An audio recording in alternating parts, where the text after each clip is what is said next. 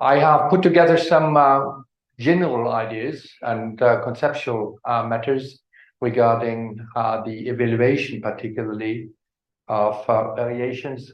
And let's go for some, basic principles. It's a bit, of course, comparative. I did not look at one jurisdiction in general, but more on general principles which are widely disseminated. Basically, when we talk about construction contracts, the old Romans have used the word locatio conductio operis, which is sometimes more precise than a contract for works, because the English do not classify contracts in that way. But it is basically a legal relationship which requires offer and acceptance, of course.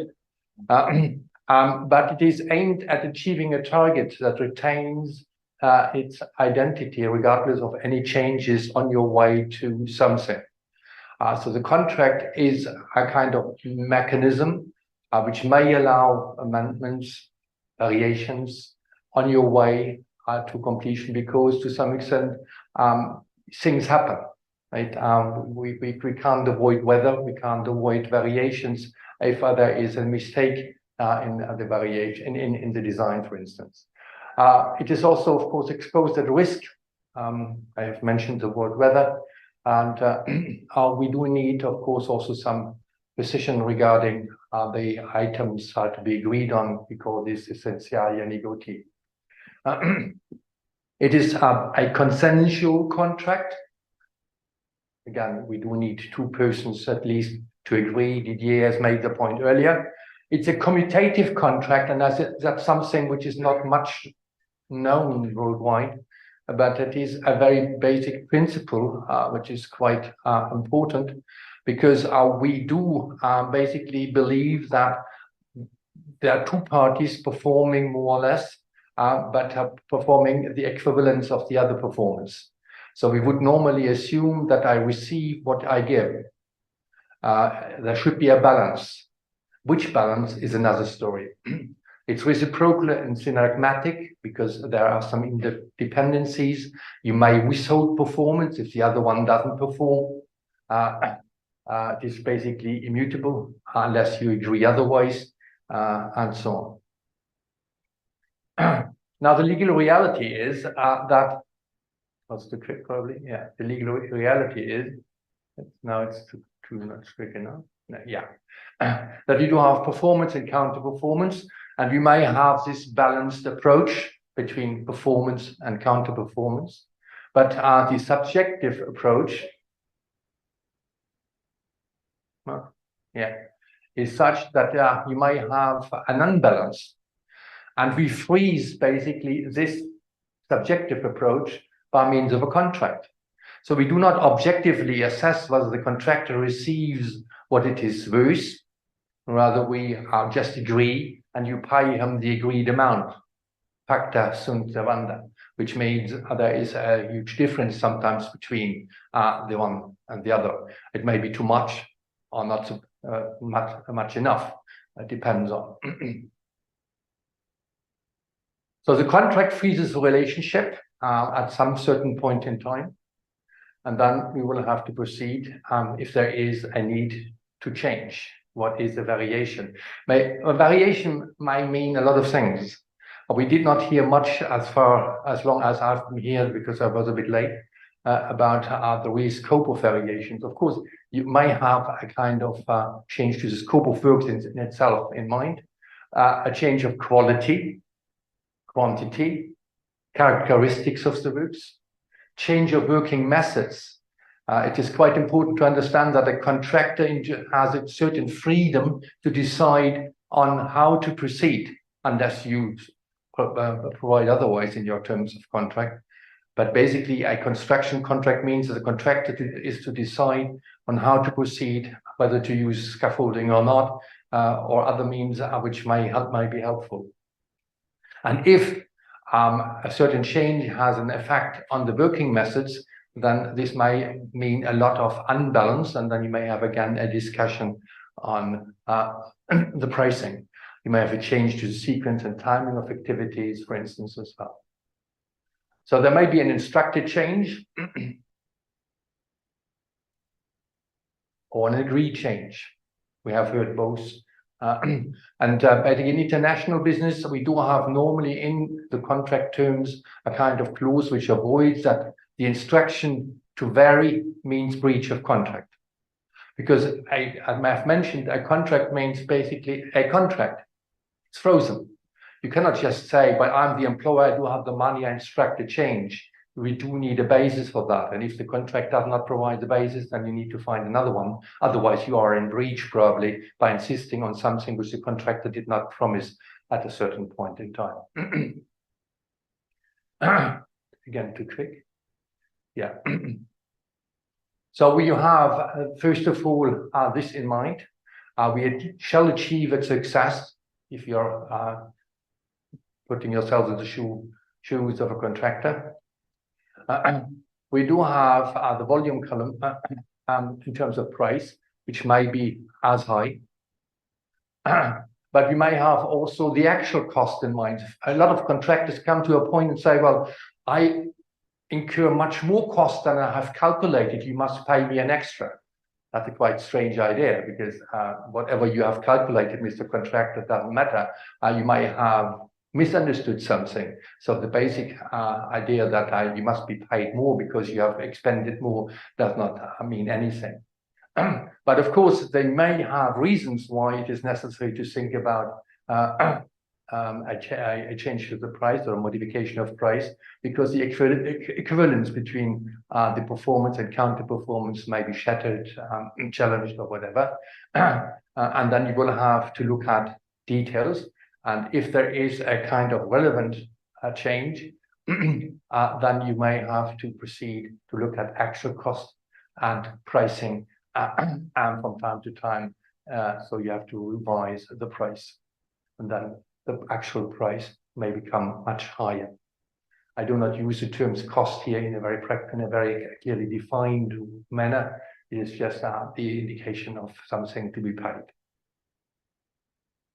But it may also be much less. It may omit items by means of a variation.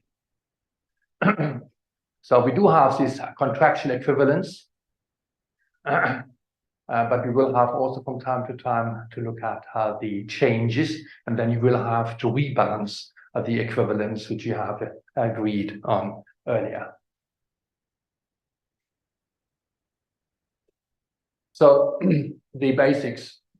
Change the scopes affects equivalence between performance and counter performance, contractor's expenditure. You may have a lot of ideas on cost incurred, which you see in the bullet points, and you will have to look at the solutions, then adjustments. You will have to look at the method on how to proceed. Extrapolation, interpolation of rates, for instance. Do you agree on a new price derived from the old one? Meaning that a stupid contractor having underquoted at the time of tendering may now become more rich, or rich simply because there's a variation, or shall we punish the contractor because he was so stupid at that time, and still you pay him much less than probably it is worth because this was a bargain. The tender situation may be reflected to some extent or not. Because actual expenditure and mitigation are not taken in consideration. By a contractor will have anticipated things wrongly, correctly, depends on. But if we have to assess change, then we will have to look at details. We may go for a cost plus, actual cost plus a certain amount of profit. That's a very simple idea, but it is of course not at all reflecting the initial bargain. We do not have any competition in that. Why should we now pay the contractor the actual cost incurred, which he never really intended, because he didn't price for that at the time when he submitted his tender. And now we go for cost plus, simply because we don't know any better method to evaluate the variation. That's what FIDIC does, right? It's a kind of default rule. If you don't have a rate to be derived, you go for cost plus. There's of course also a disadvantage. So again, we have the idea of the equivalence, which we will have to look at. We may have to look at tendered rates, market rates, fair and reasonable rates, whatever you like. All this is a matter of a discussion. Sorry, this was again too quick. Doesn't work properly. Okay, so let's go further. The assessment of commercial effects of change is difficult due to the lack of evidence for the hypothetical facts. A contractor has tendered for A, but A will not be built because B has been instructed meanwhile, and we shall pay now for B. So you cannot really clearly understand what are the costs involved in A because the contractor has never done it. We have hypothetically to understand whether the contractor has correctly quoted or not correctly quoted. And if you compare apple and pears, then of course you may have an unbalance in what you are doing. These planned costs are not measurable because you don't do it. And therefore, some commercial effects are measured by using formulas. We do have a variety of ideas of certain effects, particularly in terms of disruption. We use formulas like that, Hudson, Hamden, Eichley. They are all not very much correct, but they are helpful because you might not have a better one. Comparing tender cost is likely to be not very reliable. This is also something which the Society of Construction Law Delay and Disruption Protocol so states. Because tender costs may be too high or too low. Actual cost expenditure may not reflect the initial equivalence between performance and counter-performance, and it is necessary to identify the real actual change and the related tender costs, bearing in mind that risk allowance, cash flow planning, and other factors play a big role when contractors submit their tenders. Deriving a rate from an existing one may mean that a cash flow idea was a driving factor for that rate. And by using this rate more intensively, you pay your contractor a fortune for costs which you have never incurred, because these time-related costs, for instance, have been already absorbed, so you don't need to pay this high rate again and again and again. We do have a number of methods, cost-based, and productivity-based. I think I don't need to read all that because they are basically known, measured mile, and so on. So you find that easily also in the SCL protocol. I just try to figure out some additional idea here, which is one from Germany. This is not a lawyer, Mr. Schottke. He's a professor at university. He's basically a kind of a business administrator, but an engineer by profession, and he teaches students on commercial matters under construction contracts. So from his perspective, it is absolutely key first to determine the impeded part of the works. So you might have, for instance, the enhancement of a reinforcement in floor 1.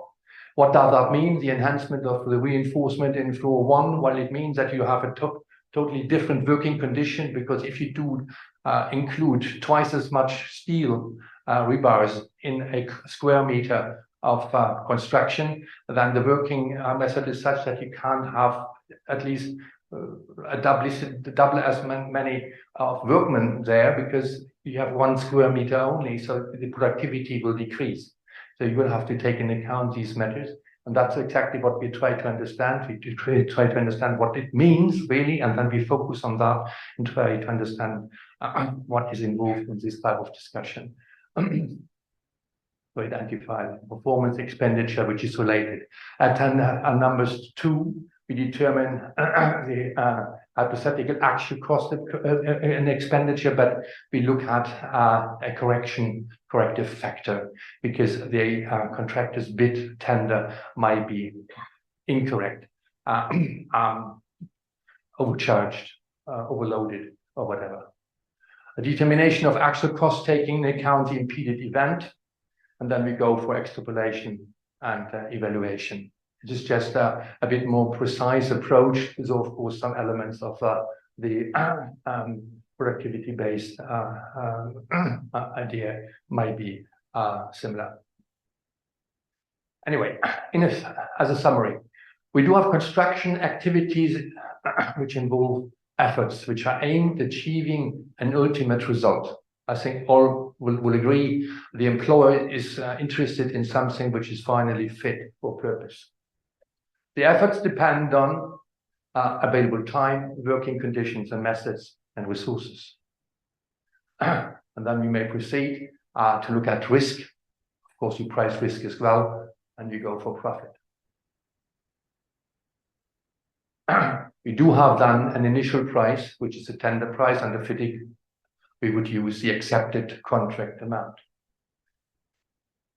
The change will occur, and it will have consequences to be assessed. We look at the unpriced risk, variations, and we come finally to a totally different price using such particular methods which we need to basically agree on. We do have a huge number of methods, and I have heard here from time to time we need to agree on that, but we never agree on the methods, basically, because we leave it open to some experts probably in arbitration or dispute education board members who may have the expertise to do that anyway, but there is not a clear method agreed. I've never seen a contract which says we go for measured mark. Did you? I don't know. We will discuss later probably. And then of course coming to conclusion by using such ideas which I've mentioned earlier. Thank you very much for your attention.